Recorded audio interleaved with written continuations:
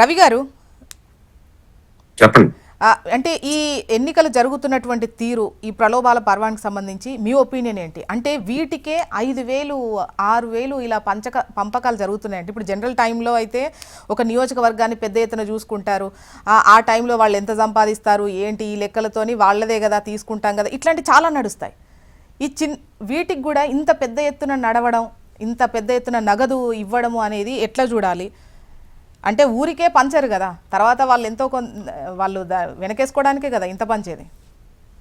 ఎట్లా వెనకేసుకుంటారండి? అదే అంటున్నా, ఎట్లా వెనకేసుకుంటారు అంటే పబ్లిక్ ఫండ్ చాలా ఉంది. మొన్న మధ్య మన బడ్జెట్ ప్రవేశపెట్టారు కదా, కేంద్ర ప్రభుత్వ బడ్జెట్ 51 లక్షల కోట్ల బడ్జెట్.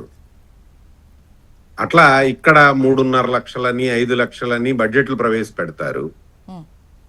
మనకు అర్థం అవుతుంది కదా, ఇక్కడ నుంచే బడ్జెట్ లోంచి ప్రజల డబ్బుల్ని వీటిల్ని మాత్రమే కొల్లగొట్టగలరు. వాటిల్ని కొల్లగొట్టడానికే ఖర్చు పెడుతున్నారు.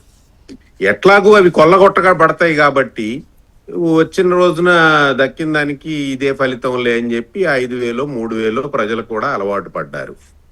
ఉద్యమాలు చాలా జరిగినాయి. ఓటు అమ్ముకోవద్దనే ఉద్యమం లోక్సత్తా పార్టీ, లోక్సత్తా ఉద్యమ సంస్థ చాలా కాలం నిర్వహించింది. దీనికి ఏంటంటే విత్తు ముందా చెట్టు ముందా అనేటువంటిది. ప్రజల్ని రాజకీయ నాయకులు కరప్ట్ చేశారా, రాజకీయ నాయకుల్ని ప్రజలు కరప్ట్ చేశారా అంటే ఎప్పుడైనా అవినీతి పైనుంచి కిందకు వస్తుంది. ప్రజల్ని కరప్ట్ చేసింది రాజకీయ పార్టీలే. పార్టీలకి ఇంత ఫండ్లు ఎలా వస్తున్నాయి? వేల కోట్ల ఫండ్స్ పార్టీలకు వస్తున్నాయి. అది కాకుండా రాజకీయ నాయకులు లేకపోతే మంత్రులు సామంతుల్లో వేల కోట్లు సంపాదిస్తున్నారు. ఇవి పరస్పరం బయట పెట్టుకుంటున్నారు. మీ వార్తల్లోనూ పత్రికల్లోనూ బోలెడన్ని వార్తలు వస్తానే ఉన్నాయి. ఇదంతా అర్థం అవుతున్నటువంటి విషయం. దీనికి కావాల్సింది ఏంటంటే అసలు ముందు మన ఎలక్షన్ సిస్టంలో మార్పు రావాలి. ఎన్నికల వ్యవస్థలో మార్పు రాకుండా డబ్బు చలామణిని అరికట్టలేము. ఇది కీలకమైనటువంటి విషయం. ప్రజలకి వాళ్ళంతటా వాళ్ళు కొన్ని చోట్ల చేస్తున్నారు. ప్రజలు మా ఊళ్ళో బెల్ట్ షాపులు తీసేయాలనో, మా ఊళ్ళో బార్ షాప్ తీసేయాలనో, లేకపోతే ఓట్లు వేయమనో, లేకపోతే మా ఓట్లు అమ్మవనో ప్రజలు కాస్త చైతన్యవంతంగా ఒకళ్ళో ఇద్దరో యువకులో నాయకులో ఉన్న చోట్ల అట్లా ప్రవర్తిస్తున్నారు, గట్టిగా అడ్డం పడుతున్నారు. కానీ మెజారిటీ అసలు ఓట్లు వెయ్యటం లేదు. అది కూడా కీలకమైనటువంటి విషయం.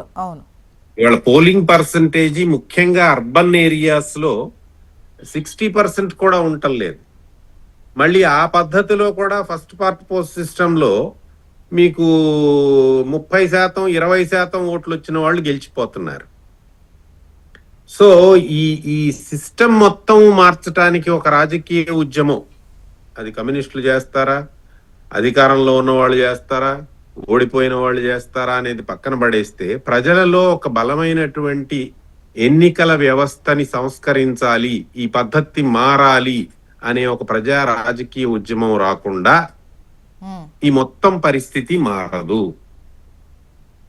అప్పటి వరకు చెప్పారు కదా, ఇక్కడ కార్పొరేటర్ అయితే అక్కడ కేంద్ర మంత్రి దాకా పోయే అవకాశాలు ఉన్నాయని. దానికి డబ్బును వాడటం ఒక విషయం, మతాన్ని వాడటం మరింత భయంకరమైన విషయం, కులాల్ని రెచ్చగొట్టడం ఇంకా దరిద్రమైనటువంటి విషయం. ఇవన్నీ కూడా పనిచేస్తున్నాయి. డబ్బు ఒక్కటే కాదు. ఇవాళ మన దగ్గర డబ్బు ఉండొచ్చు, డబ్బు కొంచెం తేలికైనటువంటి విషయం, అంటే ఇది సరుకుగా ఉండటం ఓటు. కానీ అంతకంటే కీలకంగా మతానికి గురవటం, పెద్ద ఎత్తున ప్రజలు మత భావనకు గురై ఓటేయటం, లేదా ఆ కులాల ప్రాతిపదికన చీలిపోయి ఓట్లు వేసుకోవటం, ఇవి కీలకమైన సమస్యలుగా ఇవాళ ఎలక్షన్ వ్యవస్థకి ఉన్నాయి. ఇవాళ ఏదో వార్డుల్లో డబ్బులు పంచుతున్నారు అనేటువంటిది చాలా చిన్నటి విషయం.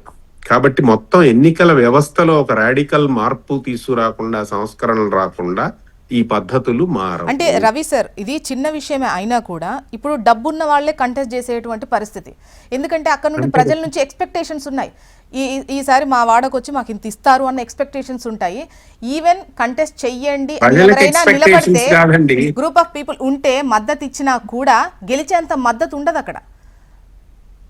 సో ఈవెన్ పార్టీల నుంచి టికెట్ ఇచ్చినా కూడా మేము కంటెస్ట్ చెయ్యమంటున్నారు, నిజాయితీ పరులు కంటెస్ట్ చెయ్యమంటున్నారు కొంతమంది. అవును, మరి డబ్బులు ఖర్చు పెట్టుకోలేని వాళ్ళు నిజాయితీ పరులు అంటున్నారు మీరు. వాళ్ళు డబ్బులు ఖర్చు పెట్టుకోలేని వాళ్ళు నిజాయితీ పరుల కంటే కూడా వాళ్ళ దగ్గర డబ్బు లేదు. అంటే మీ దగ్గర నా దగ్గర డబ్బు లేదు, మనం నిజాయితీ పరులం అయ్యి ఉపయోగం ఏముంది? రవి సార్, రెండవది అసలు డబ్బు లేని నిజాయితీ పరులు అనుకుందాం పోనీ, అది వాళ్ళ వల్ల ప్రయోజనం లేదు లేదా? అంటే అసలు ఇంత డబ్బు, బాగా డబ్బులున్నవాడు ఇన్ని డబ్బులు ఇస్తాడు అని ప్రజలు అనుకుంటున్నారంటే అసలు ఆ బాగా డబ్బులు ఉన్నవాడు నేను ఇది సాధించి ఎంత డబ్బు సాధించవచ్చు అనే ఆలోచనతో ఉన్నాడు. మీరు ఆలోచించట్లా. ఇవాళ ఎంపీ అయితే ఎంత సంపాదించుకోవచ్చు, ఎమ్మెల్యే అయితే ఎంత సంపాదించుకోవచ్చు, మంత్రి అయితే ఎంత సంపాదించుకోవచ్చు. There are calculations. దానికోసమే వాళ్ళంతా జాగ్రత్తగా పంచి పెడుతున్నారు. కాబట్టి ఇది ప్రజల తప్పు కాదు. బాగా డబ్బులు ఉన్నాడు వస్తే 1000 ఎక్కువ వస్తుంది అనేటువంటిది వీళ్ళు ఇది కావచ్చు. కానీ లోక్సత్తా ఉద్యమం ఇప్పుడు అదే ప్రతి తల మీద 2.5 లక్షల అప్పు ఉంది. అట్లాగే ఈ బడ్జెట్ లో కూడా మనకి దాదాపు 2,50,000 ఒక్కొక్క వ్యక్తి మీద ఖర్చు చేస్తున్నామని ప్రభుత్వాలు చెప్తున్నాయి.